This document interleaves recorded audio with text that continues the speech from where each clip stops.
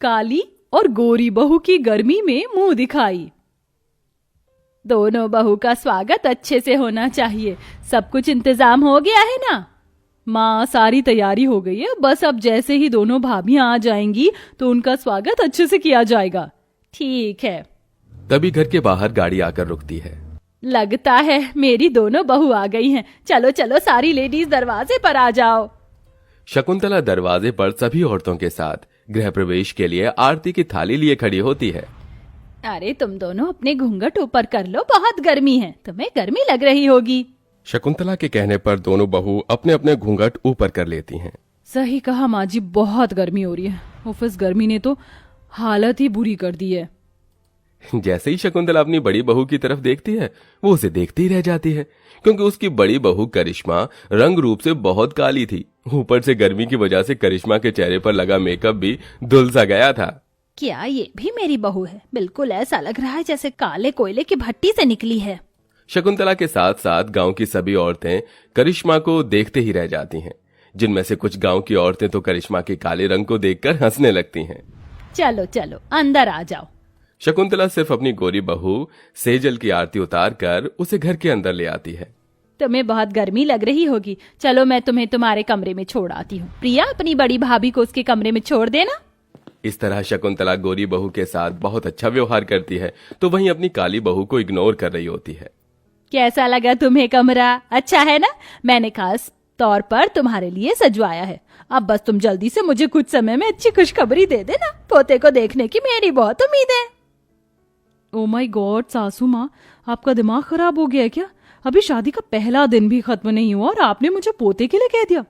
मेरी बात ध्यान से सुन लीजिए। अभी मैं 2 से 3 साल तक बच्चों के बारे में सोचना भी नहीं चाहती। वैसे मैं बहुत थक गई हूँ माँ, थोड़ी देर मुझे आराम कर लेने दीजिए। शकुंतला सेजल की आवाज सुनकर कमरे से चली जाती है, जिसके बाद वो अपनी काली बहू के कमरे में जाती है और अपना सारा गुस्सा उसी के ऊपर निकाल देती है। अरे सुनो, तुम यहाँ क्या कर रही हो? चलो जाओ घर के काम करो। बहू हो इसका मतलब ये नहीं कि पट्टे पर बैठी रहोगी। ठीक है माँ जी, मैं घर के काम कर देती हूँ। इस तरह घर के सभी लोग अपने अपने कमरों में आराम करने चले जाते हैं और बेचारी करिश्मा रात भर घर के कामों में लगी ही रहती है, जिसकी किसी को भी कोई परवाही नहीं थी। आधी रात को सारे काम करने के बाद वो अपने कमरे में जाती है। बहुत थकावट हो रही है। पहले शादी की थकावट और फिर ससुराल में आते ही इतना सारा काम करना पड़ा। खैर कोई नहीं, ये मेरा ही तो घर है। करिश्मा ऐसा सोचकर अपने कमरे में जाती है। उसका पति उसके आने से पहले ही सो चुका था। वो भी चुपचाप सो जाती है। अगले दिन जब सवेरा होता है तो दोनों बहुएं अपनी मुंह दिखाई की रस्म के लिए अपने कमरों में तैयार हो रही होती हैं। सज धज के मैं जरा बन ठन के बाण चलाऊंगी नैनन के, आईना जरा निहार लूं, खुद अपनी नजर उतार दूं, मैं तो सज गई रे सजना के लिए। तभी वहां प्रिया आती है। भाभी आप तो बहुत सुंदर लग रही हो, बहुत प्यारी लग रही हो। आप हो गई मुंह दिखाई की रस्म के लिए तैयार? हाँ मैं तो तैयार हो गई, लेकिन मेरा मन बिल्कुल भी नहीं है हॉल में जाने का, क्योंकि वहां गर्मी होगी। लेकिन भाभी सभी मेहमान वहीं पर हैं, आपको आना तो होगा।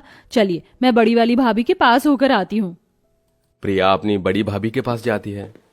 अरे ये क्या, आप अभी तक तैयार नहीं हुई हो? हाँ बस तैयार हो गई हूँ, चलो चलते हैं मुंह दिखाई की रस्म के लिए। तभी शकुंतला आती है। देखो बहू, तुम नीचे नहीं आओगी। मुंह दिखाई की रस्म सिर्फ सेजल की होगी। और तुमने ये पल्लू क्यों हटा रखा है सर से? चलो जल्दी से घूंघट कर लो। माँ जी, आप मेरा घूंघट किससे करवा रही हो? हमारे खानदान की बहुएं लंबा घूंघट करके रहती हैं और तुम्हें भी लंबा घूंघट करके ही रहना है, ठीक है ना? वैसे भी तुम घर की बड़ी बहू हो। और सुनो, कमरे से बाहर मत आना जब तक शाम नहीं हो जाती और सारे मेहमान अपने घर नहीं चले जाते। शकुंतला इतना कहकर प्रिया का हाथ पकड़ती है और उसे कमरे से बाहर ले आती है, जिसके बाद वो अपनी बड़ी बहू के कमरे के बाहर से कुंडी लगा देती है। माँ, आप बड़ी भाभी के साथ ऐसा क्यों कर रही हो? आज उनकी भी तो मुंह दिखाई की रस्म है।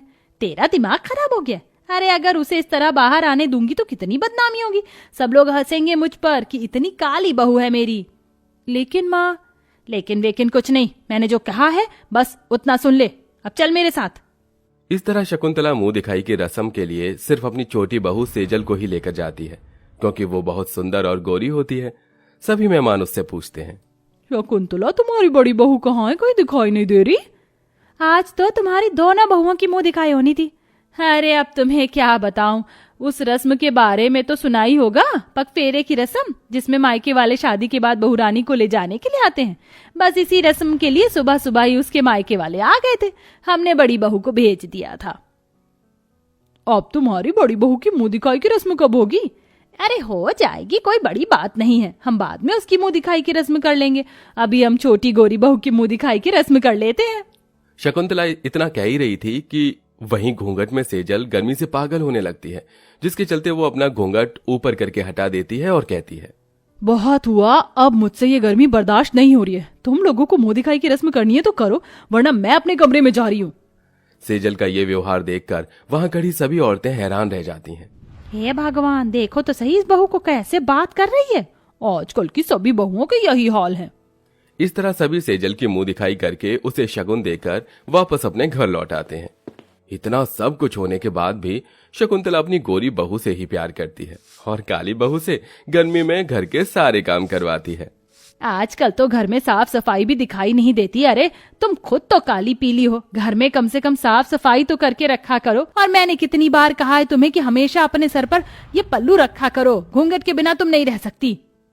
माँ जी, मैंने घूंघट ही किया हुआ था, बस गर्मी बहुत ज्यादा लग रही थी इसलिए थोड़ी देर के लिए हटाया था। इतना कहकर करिश्मा फिर से घूंघट कर लेती है और घर के कामों में लग जाती है। उसी दिन शकुंतला की तबीयत अचानक से खराब हो जाती है। हे भगवान, मेरे पेट में क्या हो गया है, बहुत दर्द हो रहा है, कोई मुझे हॉस्पिटल लेकर चलो। अरे बहू, सेजल बहू, कहाँ हो तुम? इधर सेजल अपनी सास की आवाज सुनने के बाद भी शावर लेने चली जाती है, तो उधर करिश्मा अपनी सास की हालत को देखकर बहुत हैरान रह जाती है। वो फौरन एम्बुलेंस को फोन करती है और अपनी सास को अस्पताल लेकर पहुंचती है। देखिए, हमने आपकी सास का चेकअप कर लिया है। उनके पेट में कुछ उल्टा सीधा खाने की वजह से गैस बन गई थी। अब वो बिल्कुल ठीक है। इस तरह डॉक्टर कहकर चले जाते हैं। करिश्मा शकुंतला के पास आती है। बहू, तुमने इतनी गर्मी में भी इतना लंबा घूंघट किया हुआ है, इसे हटा दो। लेकिन माँ जी, आपने ही तो कहा था घूंघट करके रहने के लिए। लेकिन अब मैं ही कह रही हूँ कि इस घूंघट को हटा दो। अब मुझे कोई फर्क नहीं पड़ता तुम गोरी हो या काली। मुझे माफ करना बहू, मैंने तुम्हारे साथ बहुत बुरा किया। मैंने सेजल बहू के साथ जितना अच्छा किया, उसके बावजूद भी उसने मेरी हालत ना देखकर अपने आप को देखा, और तुम बिना सोचे समझे ही मुझे हॉस्पिटल लेकर आ गई और मेरी जान बचाई। मैं तुम्हारी आभारी हूँ बहू। ये आप कैसी बातें कर रही हो, ये तो मेरा फर्ज है। इस तरह शकुंतला उस दिन के बाद से अपनी काली बहू के साथ प्यार से रहने लगती है और वो अपनी काली बहू की मुंह दिखाई की रस्म दोबारा से रखती है, जिसमें गांव की सभी औरतें भी आती हैं और साथ में उसके लिए बहुत सारे मुंह दिखाई के तोहफे भी लेकर आती हैं। इसी के चलते करिश्मा की मुंह दिखाई बहुत अच्छे से होती है और अब वो अपने ससुराल में खुशी खुशी रहने लगती है।